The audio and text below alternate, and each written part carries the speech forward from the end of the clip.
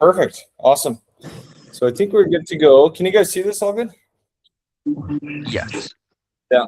So sometimes in the past, what's happened is it's just sort of, I don't know, for whatever reason, it stops recording for a second.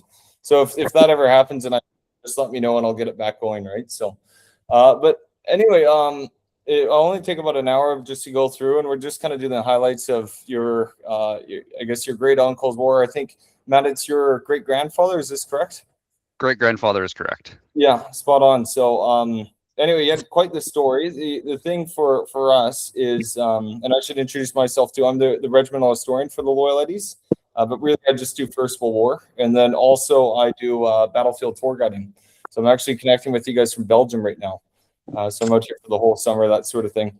But anyway, with James, when he joins the unit, he's part of the draft from some of the Saskatchewan battalions. And these are often the hardest guys to research because almost all of them are homesteaders or something like that. And so there's often not a lot of photos they kept or anything because it was quite a hard life out there on the prairie, if you can imagine. Initially, they didn't raise too many battalions out there. But in 1916, they raised a new one near Swift Current, and that's known as the 209th Battalion. And so your relative would have heard about it, and then he would have been one of the volunteers. So he wasn't conscripted; he volunteered himself. And we can see on the 15th of March, 1916.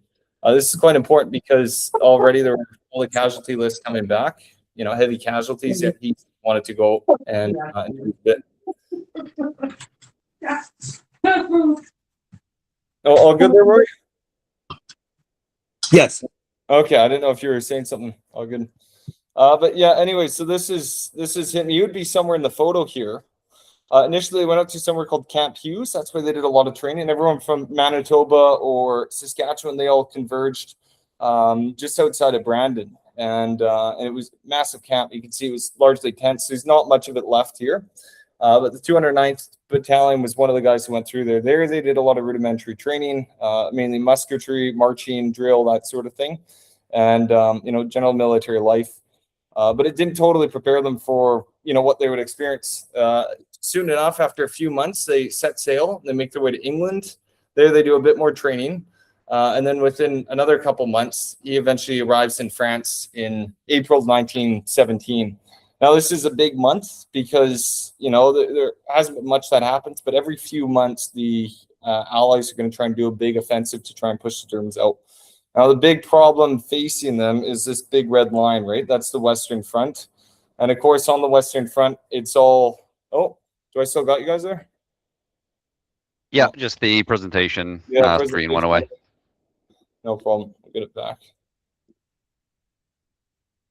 Awesome. Okay, I think we're good. Yeah, too good. Anyway, of course, you got all the trenches. Now, I imagine both of you guys are quite familiar. Matt, I think you're military. Is that correct? Correct. And I've actually been to Shorncliffe, and I did a battlefield tour with the 3rd Battalion, Princess of Wales Royal Regiment with the UK. Oh, fantastic. There you go. Were you attached to them, or what was the story there?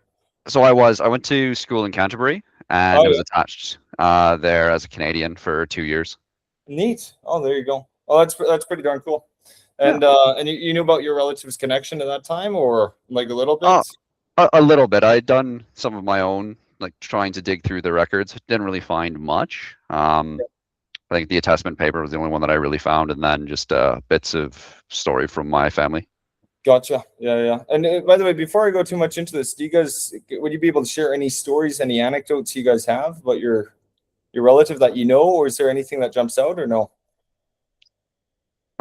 Roy, I'll let you go. I don't really have any stories that were passed down. It's mainly just mementos, and we do have a Mauser 1914 pistol to bring back. Yeah, I like think a Luger, or sorry, say again. One of the Lugers, that is. No, the Mauser 1914. So it wasn't the Luger pistol.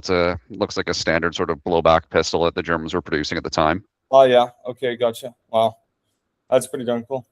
Yeah. And Roy, do you remember much? Did you ever meet James, or? Yeah, as a young lad, I did, because I knew his son Leonard quite well. In fact, I lived with Leonard for a few years after my dad passed away, and him and Leonard and Toots, or Elizabeth. So I remember going to his. I remember going to his blacksmith shop, and I would have been young though. I'd be like 4 at Oh the wow. time, 4 or 5. But yeah, I remember a little bit, and I've got a little bit of Harten history from a cousin of mine who did some research and whatever. It talks a little bit about James, and the my grandfather would have been James's brother, and so I've got a few little stories about just kind of about the other boys, and they were all blacksmiths, except for my grandfather, who was a baker, because my great grandfather said it was too dirty for him, so he's being a There you go. blacksmith. Or sorry, too clean for him. I apologize, Oh, too really? clean, and So so he became a baker. And yeah, So no, I would think the other way around, right? Traditionally, the yeah, baker. yeah. Well, I think it was kind of one of these, trying to be polite, but Yeah, that's too funny. but and yeah, and ironically enough, my grandfather ended up dying of like a emphysema associated with flour Oh, from really? Oh, from too interesting. much flour in the air. And I've got pictures of his bake shop and that, and you can see that they're busy baking, and there's just like this just sediment in this whole black and white photo. Oh, I'm sure. Yeah, it's a tough job too, early mornings and everything, and then probably damages the health as well. But yeah, oh, that's quite amazing. Yeah, If anything else comes up, as we go through the presentation, it's like, oh, remember this. Just don't hesitate to share, because it's good for sure. our kind of on to our records. Well, I think someone's trying to join here. Give me a moment. Yeah, it's my Uncle Rob. Perfect. Yeah. Here we go. We got Rob. Think he's in? Don't see him pop up yet. Oh yeah, here we go. There we go. Yeah. Perfect. Guys, sorry, I'm technology challenged. So You're all good. You're all good. So anyway, nice to meet you. I'm Joe. You didn't miss much. We're just talking a little bit about James, and Roy was sharing a few anecdotes, and same with Matt about bringbacks. And Rob, did you ever know James yourself, or? yes, yeah, I know. Yeah. And do you remember anything about him? Was he a quiet man, quite outgoing? Well, when I was quite young, like 5, 6, 7 years old, I used to help him in his blacksmith shop. Mm. And but unfortunately, he had a stroke. Shortly after that, he was unable to speak very well. Wow. Yeah. But he was well, obviously a quiet man because he couldn't speak that well. Yeah. And he was definitely a guy of routine. Every morning when I'd stay with him as a kid, we'd get up and we'd have a cup of hot water and an orange almost every day. Yeah. And you said you were about 5 or 6 years old at this point? That'd be right?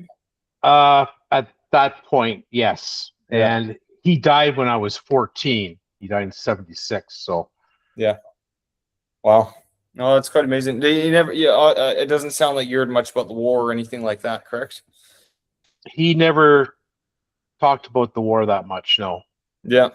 Because, and also, I think going back, Matt, like I remember you were saying you did a little bit of research, and do you guys have certain questions about his war service? I imagine the main one is to do with, and I think, Matt, we conversed a little bit about this. He was awarded the Military Medal for Bravery.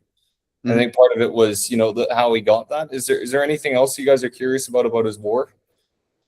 Yes, whatever you can tell me, I'm very interested in. Yeah, sounds good. So and Rob, once again, you didn't miss much. Just kind of short introduction, training the sort of the boring stuff.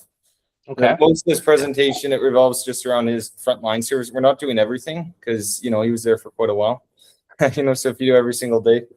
But just the highlights, if you will, and specifically where he served, and the way I've more or less constructed this, it's almost like a virtual battlefield tour. And so I'm actually connecting from Belgium right now, so I do battlefield tours on the Western Front over the summers, and then back. Oh, really? Yeah. So it's kind of a neat little thing. Mainly Australian tours these days, but my big passion's for 49th Battalion. So. And then the James Harten story is one I've known for quite some time, so it was nice. When I found out, I think the Legion, you guys' local Legion, used to be named after him. It's still named after him. Yes, it's still named after him. Excellent. Yeah, because the Facebook page said something else, but so when I saw that, I'm like, oh, I bet you there's still family there, and sure enough. So thank you guys for reaching out. Right. So. Well, thank you for inquiring. That's it's Yeah, important well, to me.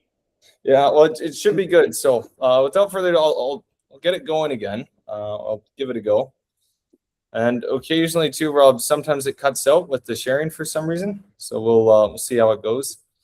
But Okay, we should Joe. be back. So anyway, he comes here at Shore and Cliff, and this is more or less the big British base after he gets off the ship from Canada. And then once again, you got that trench deadlock on the Western Front. The trenches by the end of the war, there's enough trenches dug to circumnavigate the globe. And the main reason to be in a trench in the First World War is largely protection, right? If you think about it, you got machine guns, you got snipers. The main one is actually artillery. That's the biggest killer. Because if you think about it, if you're in a trench, machine guns or snipers can't really get at you. It's only when you expose yourself.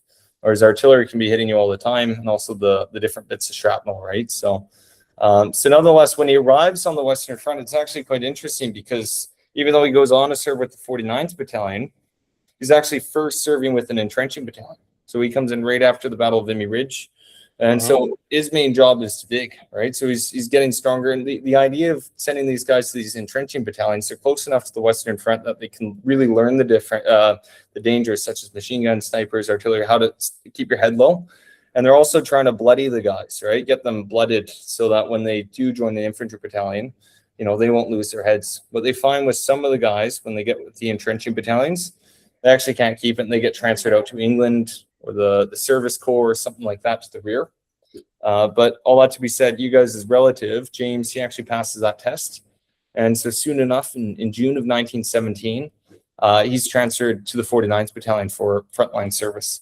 Now, if you were to look at the dates, they actually got transferred in just after a battle. They did a trench raid, the 49th Battalion, just down here near, it's called Avion. You can just see Avion Trench right there. And long story short, the unit went in, did a raid for 90 minutes, and then came out. But, naturally, guys were killed or wounded. That's just how it went in the First World War. And so all that to be said, your grandpa was transferred to the 49th Battalion to replace a guy who was killed or wounded, right?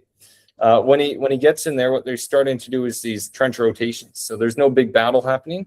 What will happen is he will come in. This is where all the Canadians were, around this city called Lens, just north of Vimy Ridge.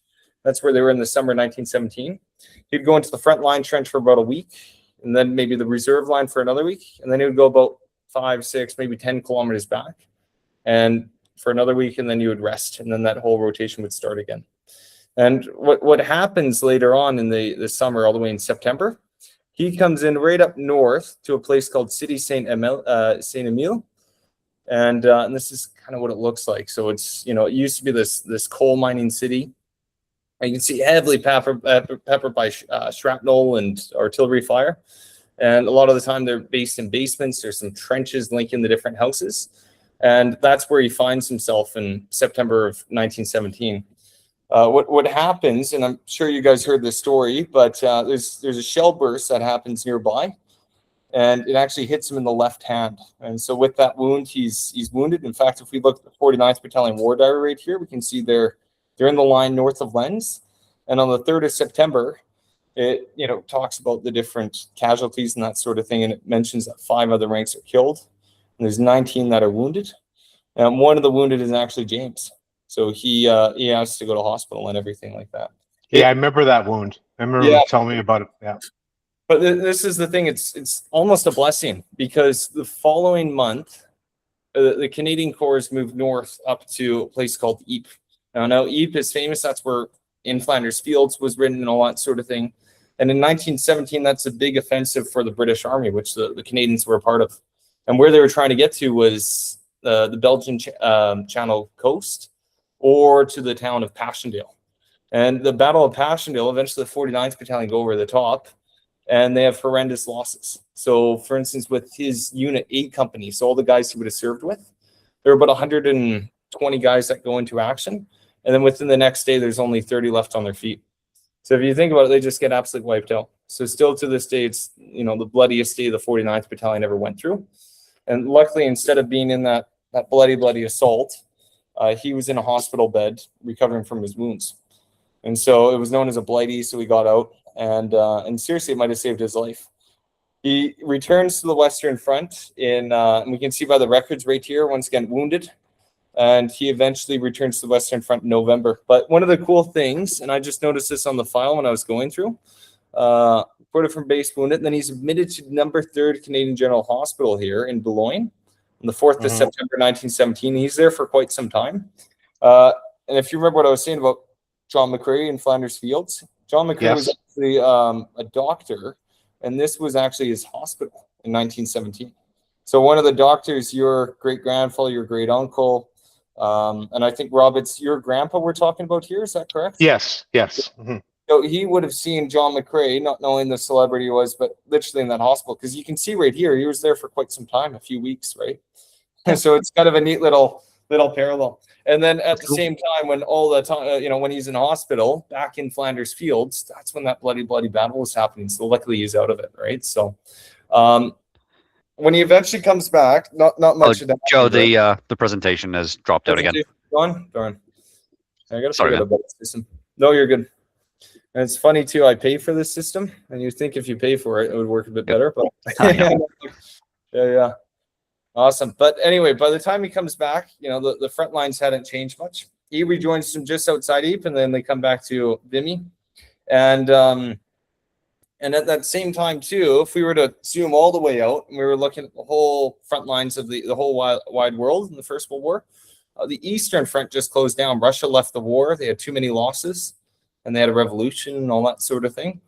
And so what it does, it frees up about 100 different German divisions. And at the same time, America has just joined the war. They're mobilizing. And so Germany realizes, they got to try and win the war now. Or, by the time of summer 1918, the Americans would be arriving and, the war would basically be lost. And so what they end up doing, they call it the spring offensives of 1918. And so it's massive attacks. But if you look right where the Canadians are, they're just at Vimy, and they're actually not touched one bit. So just to the north, the Portuguese are there, and they actually, when the trenches get attacked, they get up and run. And so 49th Battalion ends up having to take up more and more ground. And also, if you remember what I said just a few minutes ago about how they normally did it in the First World War, you go into the front line for about a week, then the reserve line for another week, and then out at rest for the last week. They couldn't do that because they were so short of men, and also the line was so thinly held, they had to keep all the units in the line. And so in the end of March of 1918, your relative, James, he goes into line, and he's going to spend 58 days in the trenches before finally he's relieved. So if you can imagine that. And the other thing too, at that time, the Germans were using mustard gas. So it's interesting to read some of the memoirs, because they were so short of men, a lot of them got gas, but they would keep them in the front line as well. So it wouldn't even show up on the medical report. The other thing too, they figured a good offense is a good defense. They didn't want the Germans to realize how thinly held their line was, because the 49th Battalion had to take a much wider stretch of frontage than normally they would have to defend. And so what they would do is, instead of actually being in the trenches, they would spend most of their time out in outposts, little shell holes in no man's land, and also doing trench raids on the enemy. And so when they're there for 58 days in the line, it's not even a normal trench rotation. They're actually doing a lot more than they would normally do. So it's very, very dangerous. And at any moment, one of those huge German offensives could have happened right on them, right?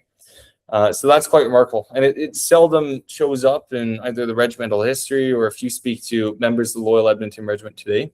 But for a lot of the guys who served in 1918, they said that was one of the biggest tests, right? Eventually what happens too is the Germans never get through. One of the main places they were trying to get to was, if you see Amiens, that big city there. And the idea was that if the Germans could get to Amiens, that's a huge railway junction. So all these little French Channel ports up there, all the trains, they go through Amiens and they go north to go supply all the Allied troops up there. So if the Germans got to Amiens, they would have cut off all that supplies, and the Germans would have had a breakthrough, but they never got there. But what the Allies do is, now it's the summer 1918, Canadian Corps hadn't been touched, and they want to do a counteroffensive. And the idea is that they're going to do battle after battle until they, end the war. And so they actually do a counteroffensive. The first battle happens at Amiens. That's one that James is a part of. But the most important one is going to be this one that drives from near Vimy Ridge to this place called Cambrai. And so much like how Amiens is a big railway hub, Cambrai as well. It's not a huge town, but really big railway junction. And so if the Allies could push down, and especially the Canadian Corps, capture Cambrai, all of a sudden they reckon that whole flank down south with the French, a lot of it would collapse and the French army can push through. And so for the Canadian Corps, they're going to be tasked with that. The only problem is that the Germans realized this as well. And so well beforehand, they had set up huge defense lines. So you can actually take a look. You can't even see the trench here. This is the barbed wire stopping that would stop the infantry from entering the trench. And you can see belt after belt. When we look up here, you can see that for the Canadians, they had to push through not one, but it's about 4 or 5 different defense lines, as you can see it. Screen's gone away. Sorry, Joe. No, you're all good. Thanks for letting me know. Yeah, no problem. Perfect. There we go. And so, but eventually the Allies actually do that, or the Canadians. And so if you guys see up here, Pelves, it's probably not known to you guys or anything much like that, but that's actually where your grandpa and his regiment, they actually captured and took this town. It was the first time the unit had done it. So you can even go there today, and then, you know, it's kind of neat to think that his unit was the guys who took it. But eventually the next big roadblock for them to get to Cambrai, can you guys see this? It's called the Canal du Nord.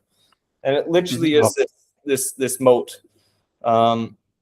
If we look today, you can still see that canal. You can see it running. So the blue represents the Allied line. The red is the German lines. And the Canadians had to get through that canal to get to Cambrai. That's just up there.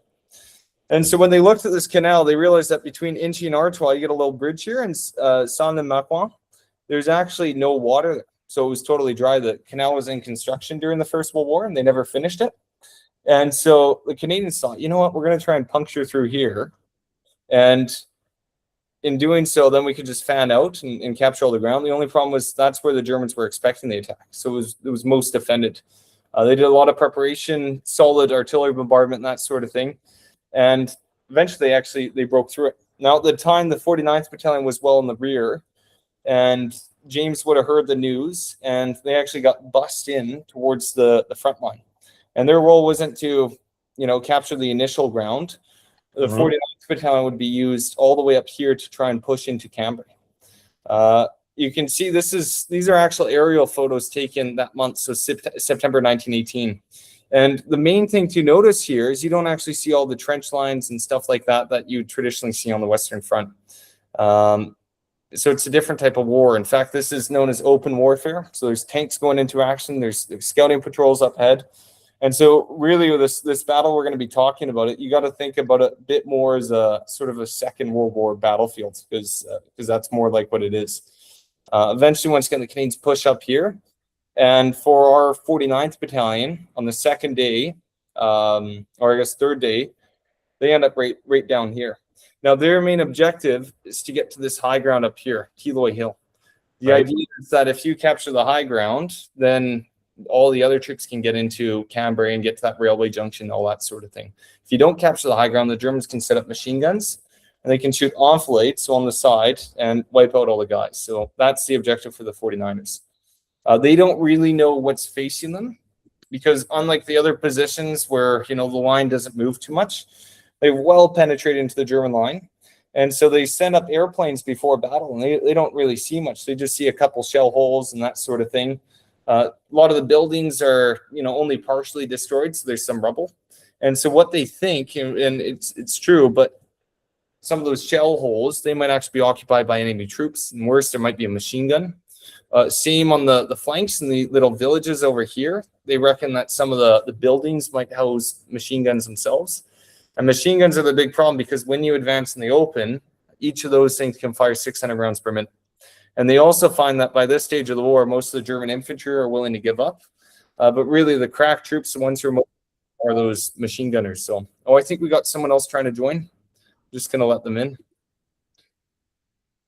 Name not available. Let's see. And we'll get actually that's me again. I was in on my phone before. Now I'm just trying to get a bigger screen. Oh yeah, perfect. Yeah, no problem.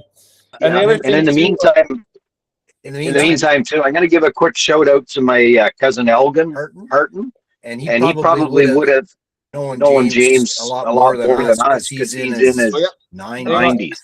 Hang on, Roy. I'm just saying, is it possible to mute on one of your? Oh, your sure. things? Just coming back.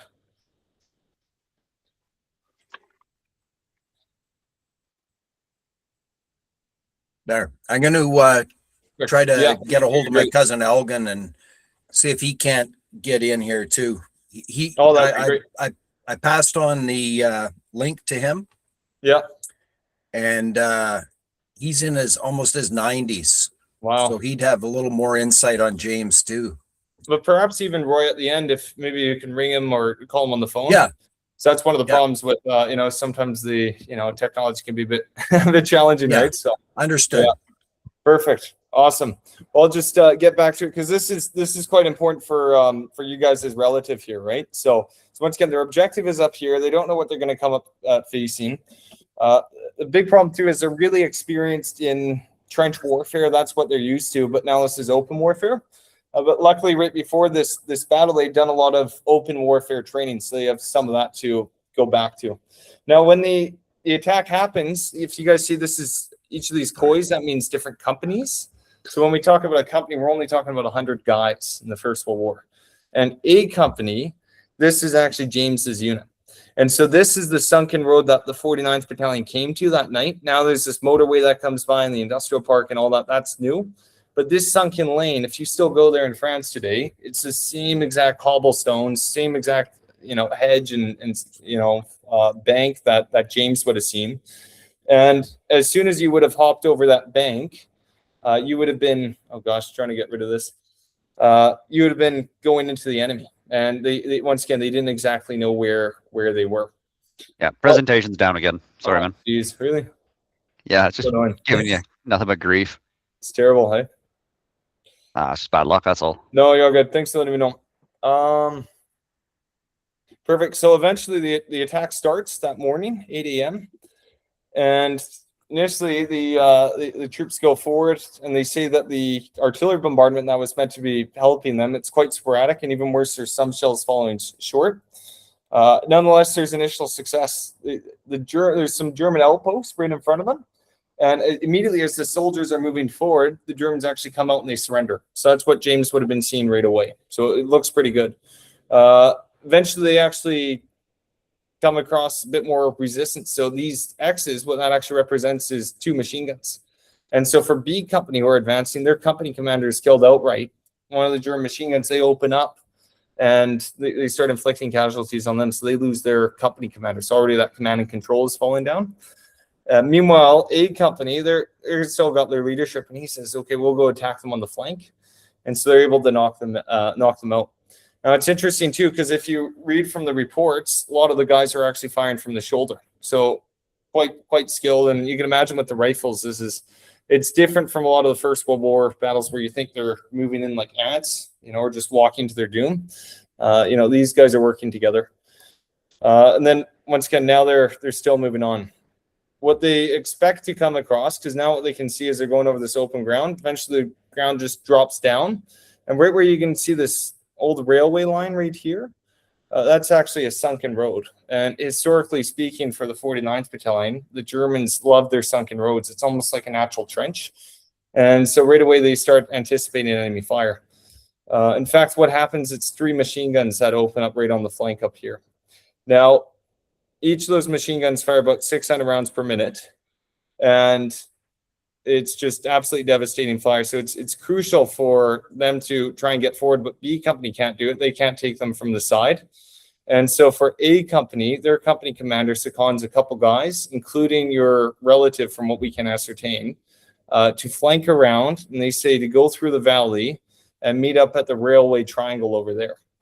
And as they're moving forward, this is actually the ground. If we were looking, you can see that's the church up there. So this photo was taken from where your grandfather would have gotten in. You can see the church, and you see that open ground. It was quite dangerous to do because that church at the time, you can see how high it is up there. This is it at during the battle, so it was still in action. This was taken just after, and even worse, the Germans had put a machine gun up there.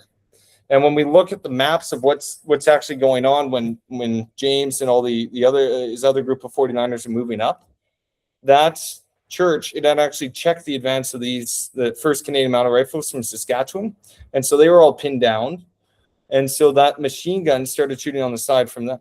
So all of a sudden, James, as he's moving out forward, he's told to try and knock out those guns. You know, there's 3 machine guns there. There's one on his flank, and there's also other machine guns firing at him from it right there. So it was deadly, deadly. Even worse, there's heaps and heaps of German soldiers that are just in that sunken lane right there. But what he does, he comes in through, and they break in. The Germans don't realize they're there. They get behind them. And then all of a sudden, the Germans feel or think that they're surrounded, because now you have troops in the front, troops on their side, and there's also troops coming up there. And so what ends up happening is they knock out those 3 machine guns, and 150 of the enemy actually surrender right here and there. What that allows is for them to keep advancing, and eventually get right to the bottom of Teloy Hill. The next day, they're able to advance up and they capture it. And then a few days later, Cambrai eventually falls, right? And for the 49th Battalion, this is their last big battle of the war. After this, there's one battle honor, but no one's actually killed in that battle. There's a handful of guys wounded. This is the last one where there's serious casualties, a serious push, and that's how important Cambrai was. Now, as they're advancing, though, that church, it's still shooting fire at them. So once again, they're getting hit from the front, hit from the back, and it looks like, and you guys probably know this, but James was actually wounded this was his 2nd wound. He got it during the Battle of Cambrai. And it looks like he might have got hit either by, machine gun fire from the back or somewhere nearby. And when we look at the photos, this is the actual ground. So he pushed up through the bushes here and maybe got up on that bank and then started firing. The machine guns were up here. You can see how open it is. Oh, I think it went down. Yep. Yeah.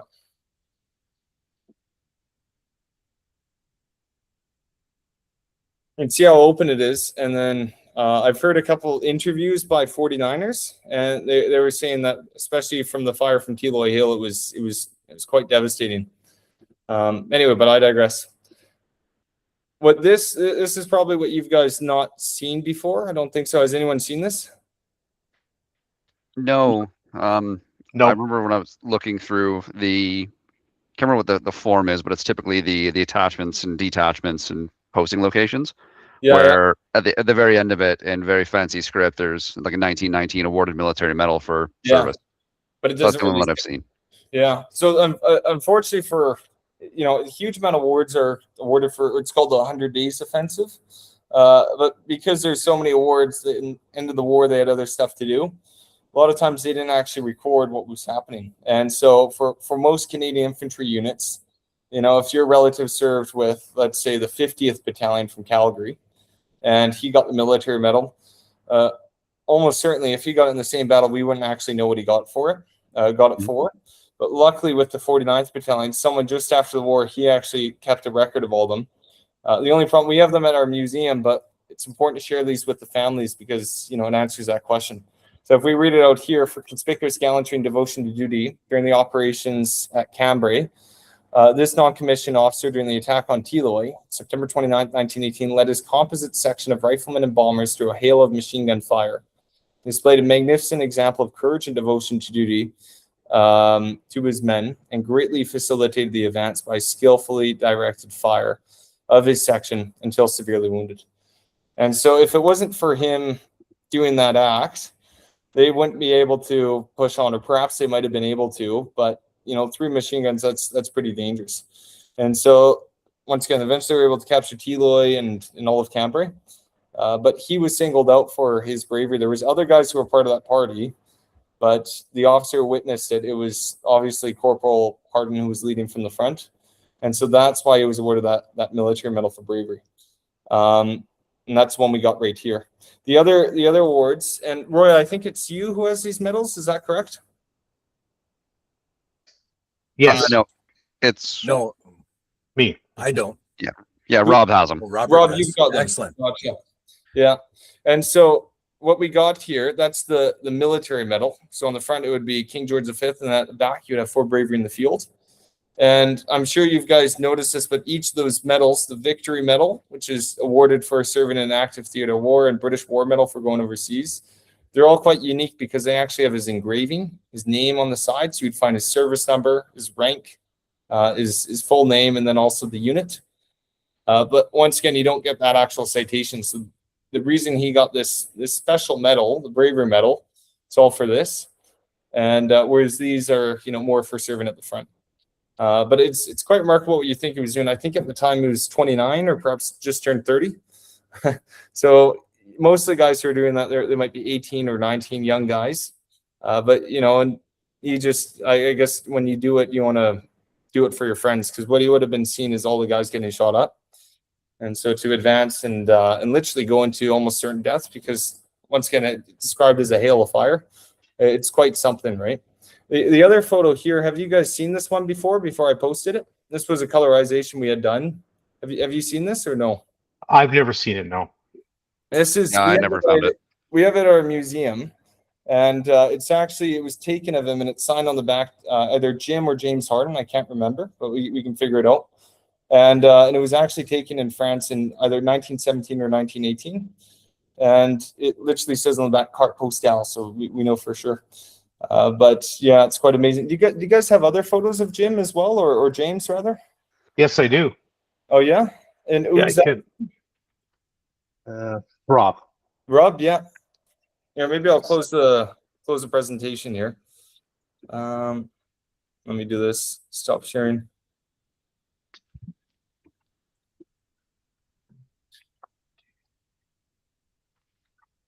Oh, great! You came prepared.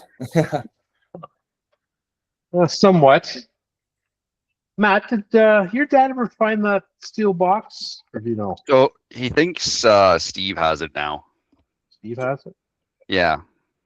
Because That's that's heirlooms, I imagine, or sorry, say again, Joe? it's just family heirlooms, I imagine, or Yeah. So the last time I went through the box, there was this is probably about a decade ago, so my memory's a little bit weak on it, but there was documentation for the bring back pistol, sort of like Oh, yeah. old firearm certificate pre FAC.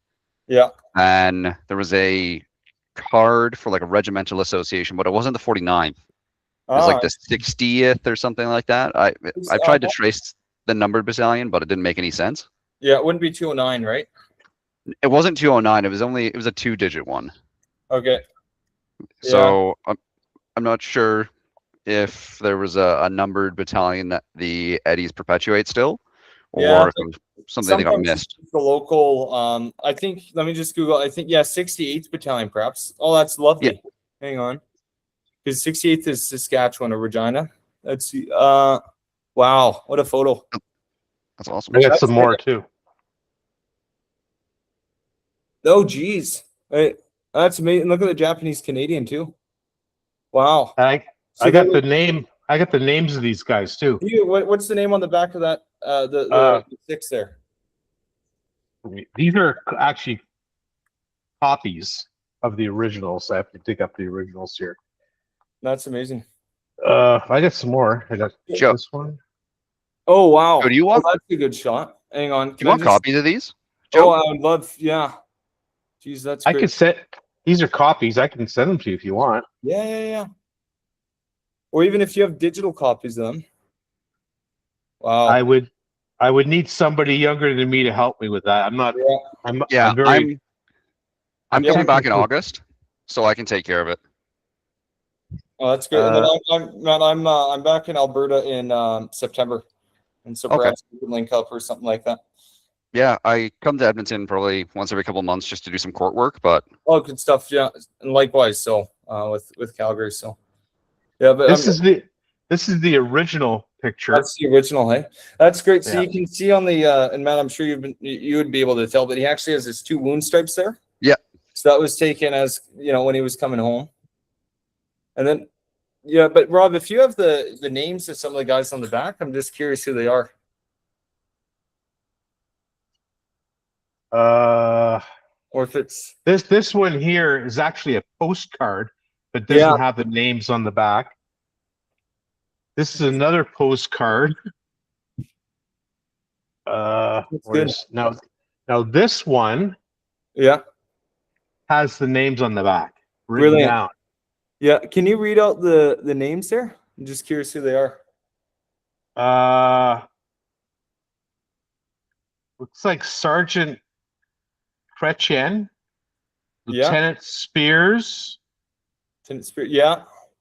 Looks like Sergeant Bell. Yeah. Yeah. And then my grandfather, Corporal Harten, Wow. and Corporal McDonald Peach. Peach McDonald. Peach. Yeah. Wow. That's awesome. Yeah. If you could, I mean, any photos, right? Because actually, all the ones you shared there, Rob, we actually don't have at our museum. Sometimes they have duplicates, if you know what I mean. They all go in, they get their photo taken together. Yeah. Because on the back, I imagine most of them, they would say, like the one you have in your hand, it probably says carte postale at the back, like a French, the French wording. The one, which one again? Well, just almost all of them, apart from the one in the fancy, vignette style, I would imagine. Like if you look at the reverse of them, they probably have a carte postale stamp on them, or which indicates they were taken in France.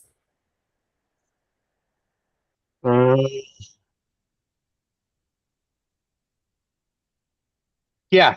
Yeah. Cartel Postal. Yeah. Yeah, that's awesome. That's been like, Rob, do you even have you've got a smartphone or something like that? Would you be able to even snap some photos and send them through? In the meantime, before August. Yeah, Rob, send them to me and I'll get them to Joe. Yeah, if that works. Yeah. This is non-related, but my grandfather was a blacksmith, and I was his blacksmith shop. Oh, that's his shop. Look at that. Yeah, and it literally says J.E. Harden. That's awesome. Yeah. Yeah. And he still had his uniforms are in the museum here on St. Joseph Island, where he was from. Oh, really? Where I'm from. It was his original uniform, the hat, the original. Wow. Yeah. Yeah. He's got I don't know how he acquired it, but he obtained the pointy German helmet. Oh yeah, interesting. I've got a Mauser handgun. I think Matt told you that. Yeah. That was, as I remember the story, at the end of the war, a German soldier gave it to him with a field knife. I guess I don't know if that's the right name. Yeah. It could be a bayonet, but it's not that long. It was about yay long. Unfortunately, it's been lost over the years. Okay.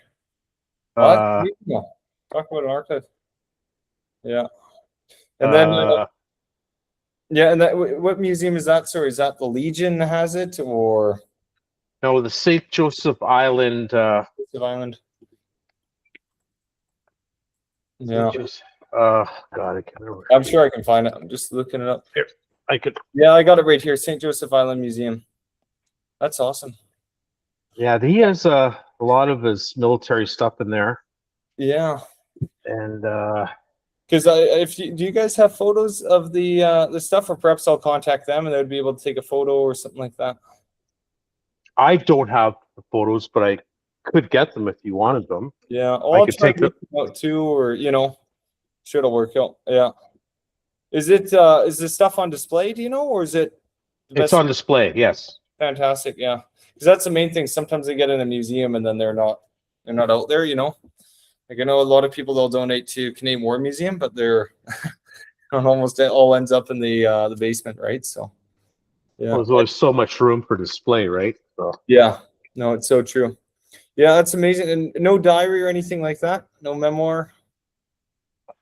Not that I can recall. Gotcha. Yeah.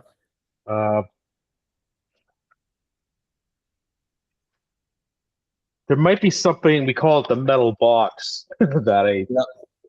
that one with my other brother probably has. But I'm more than willing to share what I have and keep his legacy going. Yeah, no, that'd be great. Well, especially like the photographs, because then that helps us tell the stories of the other guys and stuff like that. Because unlike nowadays, I think when you join the CAF, you get your photograph taken. Yep. Whereas not so much back then, right? So No. Well, that's great. So, Joe, you said you do tours of World War One battle sites? Yeah, so I do. I mainly do. I do a lot of work for an Australian company now, but I do it every summer. I come out and then I'm going to start doing it full time starting next year. So there's actually no one in the world doing specialized Canadian battlefield tours.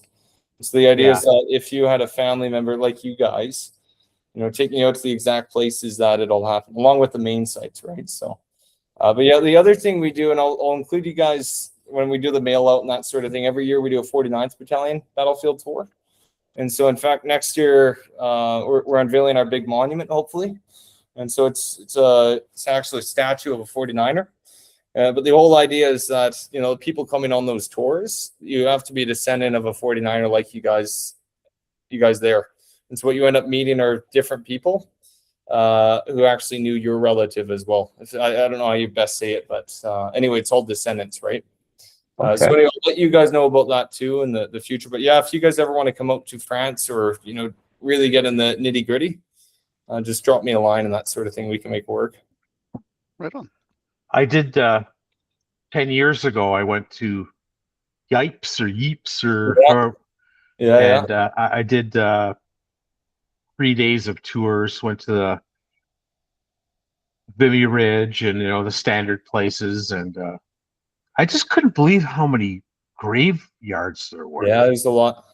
And some were pretty small, some were so big, and it was overwhelming. I found it overwhelming. Yeah. And also there's still to this day they're always finding the fields, right? I mean, the big thing they keep finding out there is the unexploded shells. It's unbelievable. Like in what was it, 4 years ago up near Ypres, they found 22,000 unexploded ordnance from the First World War. It's just unreal. Even in France, every single day they find 1 ton of unexploded shells. And then, of course, there's some human remains out there as well and that sort of thing. So yeah. So all that to be said, the cemeteries only get bigger. It's just crazy. Yeah. And then Matt, you've been out to the Western Front too? Yeah, we did Saint Julien, Ypres, Thiepval, a couple other ones that the Buffs were doing back in the First World War, because it was with the Brits, so they didn't take us to a lot of the Canadian sites. Yeah, gotcha. But it was a battlefield study, so we had the regimental commander and a couple of the company commanders out there, and they were sketching sort of their plans of attack. That sort of thing. Yeah, that's a cool way to do it. And you were only out there for 2 years in England, that was? Yeah, I did my secondary education there. Did the attached posting to the British, and I've been doing the CAF thing now for like almost 20 years. Like I think I'm on like year 18. Oh no way! Yeah, there you go. Cool. So, and always with the King's Own? No, first joined with the First Hussars, then was with 49th Field, and then King's Own. Gotcha. Oh, cool. Yeah, there you go. And then how long have you been in Alberta for? Moved out here 2021 because because I taught a course at Jefferson and then ended up moving to Banff. Oh wow! Oh, are you in Banff now then? No, I'm in Calgary now. I was gonna say that's a good deal. Yeah, not too bad, eh? So yeah, and then but you always get back, I guess, every year, a couple times a year, sort of thing, or because I know you said you were back in August, and then going back for a wedding and to see the rest of the family. Usually go back about once or twice a year. Yeah. Oh, brilliant, right? So anyway, I'm so glad we connected, guys, and I'm so glad to share this because once again, I don't think you guys ever heard the citation or anything like that for the medal. Is that correct? No, I never heard that. No. Yeah, never found it. Yeah, but it's one of those we got in our archives, but it's all about getting it out there. So for most people, it doesn't matter, but if you're family, and what's nice, it seems like you guys are pretty switched on. There's some families I've reached out to in the past, and they don't really care much about the history, right? That sort of thing. Mm-hmm. So yeah, but anyway, your grandfather, your great grandpa, and your great uncle was quite the man. And it's neat too because it's literally the last big engagement the regiment's part of.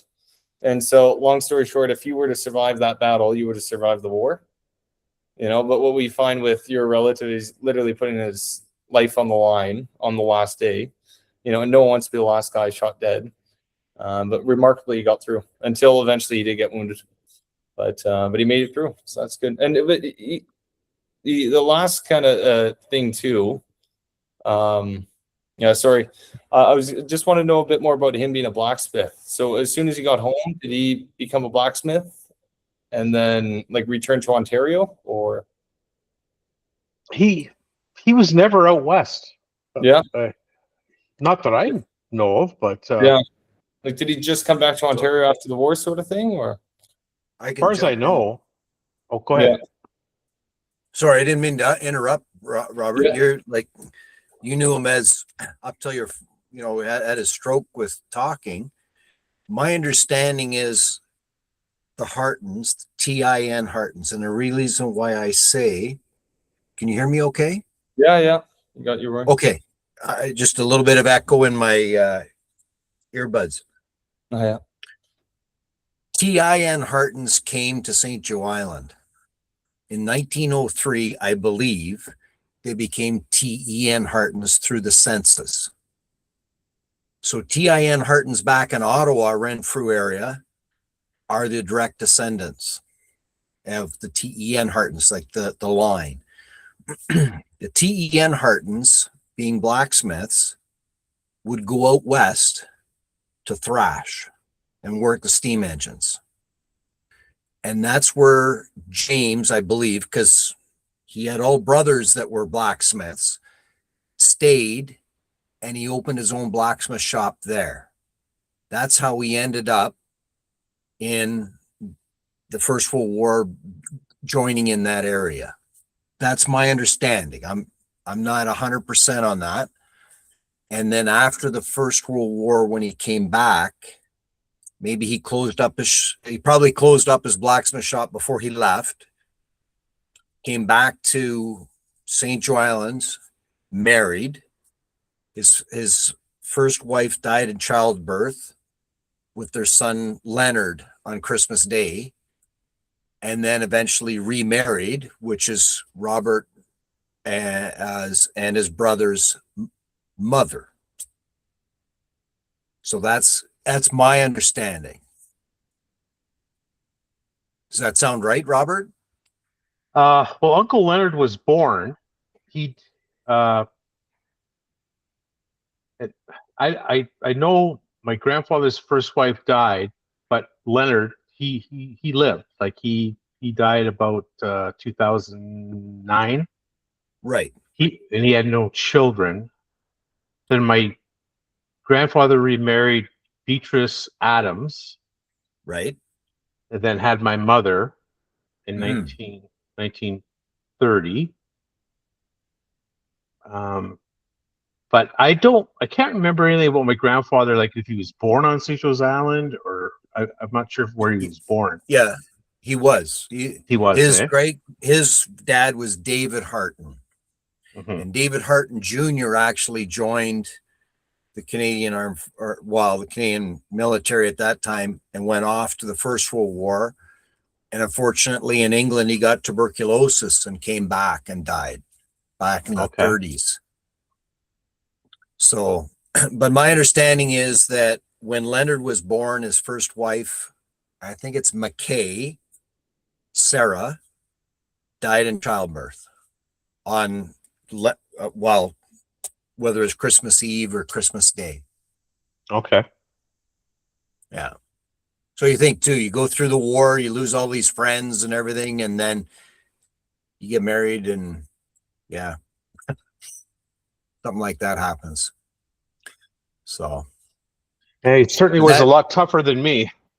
Well, yeah, and all the all the Hartens were. You do some research in different ones, and it's kind of interesting to see what happened. Like my grandfather was shipwrecked on Lake Superior in December with his wife, and walked 11 miles through the bush to get to some form of heat and civilization.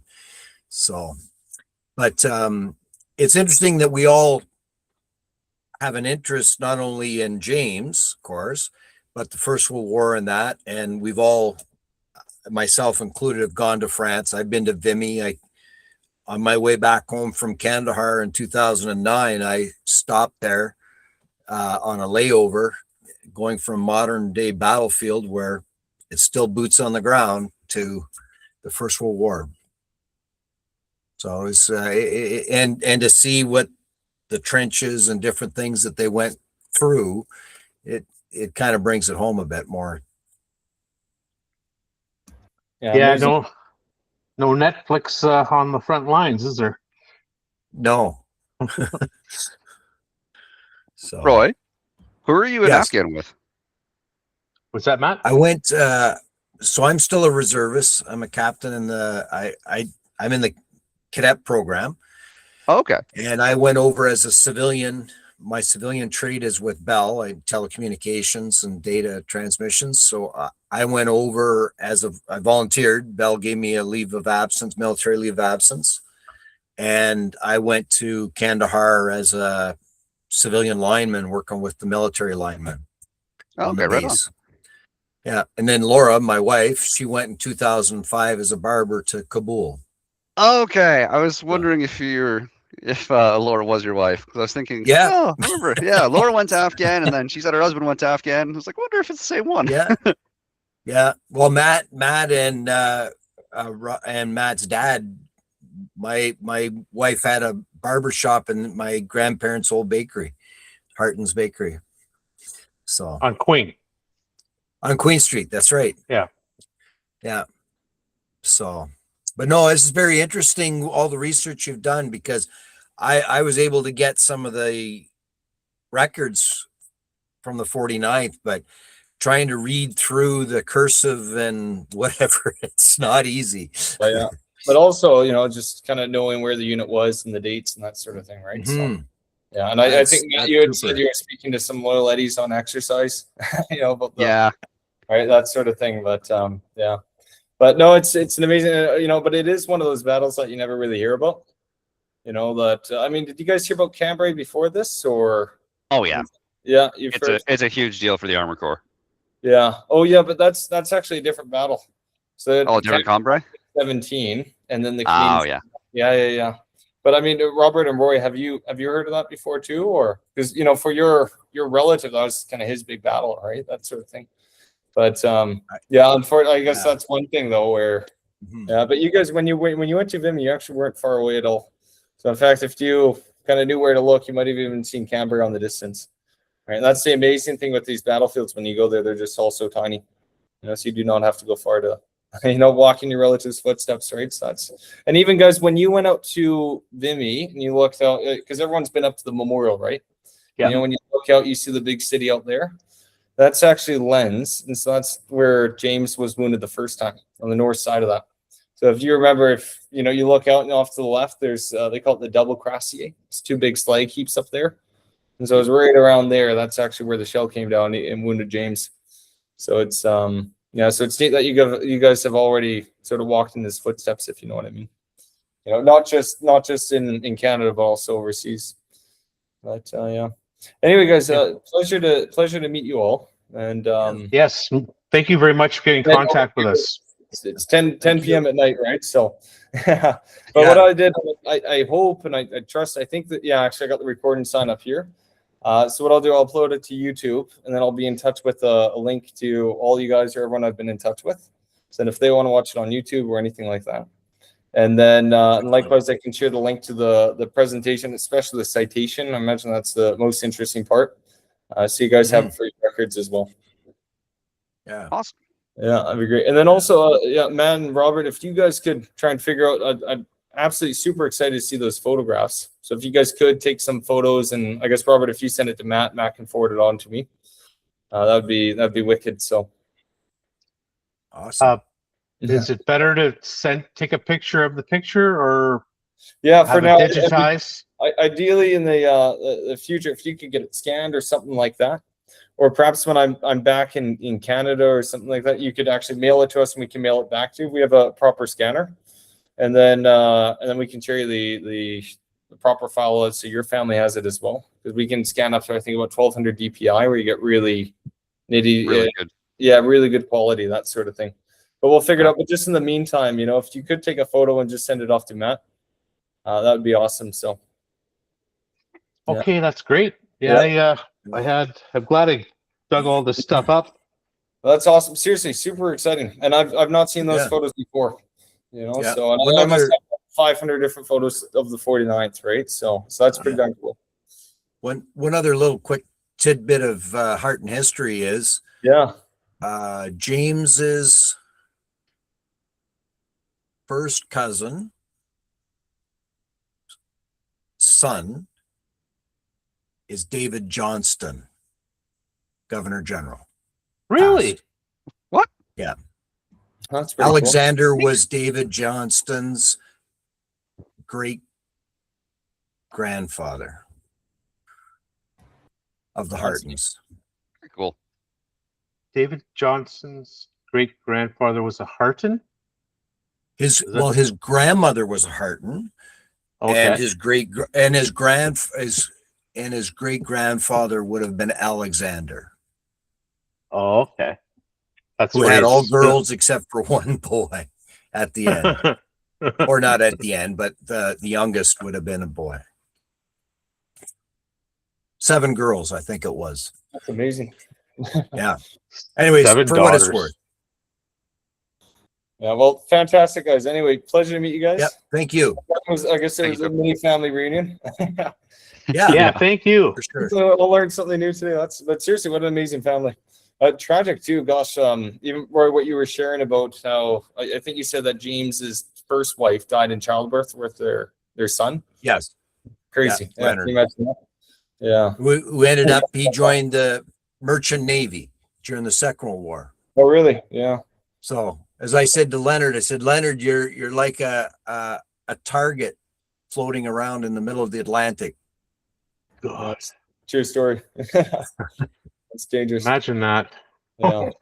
Yeah, you don't want to go down there, right? There's no 911 back then. Yeah, sort of thing. Wow. Amazing, guys. So anyway, pleasure to meet you all. Thanks. Pleasure meeting you. Father's Day, All right. right? For sure. Yeah, And thank you very much for all your hard work. Yeah, my pleasure, right? So anyway, thank you guys. Excellent. So Nice chat with you guys too, Matt and Robert. I got you guys all on my my mailing list. So anytime there's anything 49th Battalion, Matt, we do a 49th Battalion Loyal Edmonton Regiment Association dinner every October.